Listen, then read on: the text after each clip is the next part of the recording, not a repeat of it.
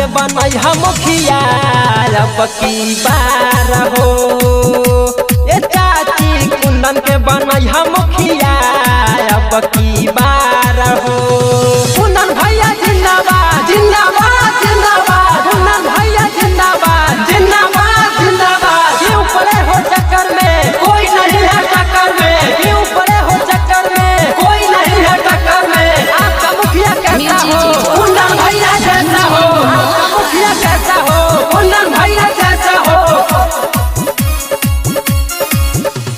सबका के घरवा में दिहले शौचालय नली गली बनवाई हो, नली गली बनवाई हो।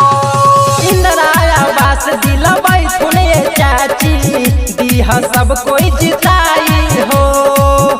दीह तू ध्यान भैया जोड़ता हाथ हो, दीह तू ध्यान भैया जोड़ता हाथ हो।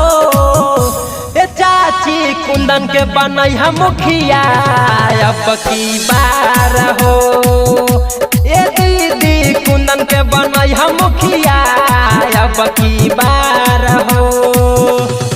कुंदन भैया जिंदाबाद जिंदाबाद जिंदाबाद, कुंदन भैया जिंदाबाद जिंदाबाद जिंदाबाद। क्यों पड़े हो चक्कर में कोई नहीं है टक्कर में, क्यों पड़े हो चक्कर में कोई नहीं है टक्कर में। आपका मुखिया कैसा हो कुंदन भैया जैसा हो, आपका मुखिया कैसा हो कुंदन भैया जैसा हो। 2021 में होई चुनावा नरगा पंचायत में बाइल कर गौआ, नरगा पंचायत में बाइल कर गौआ।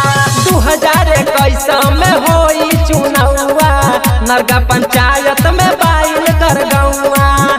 पूरा समाज के करी है बहुते विकास हो, पूरा समाज के करी है बहुते विकास हो।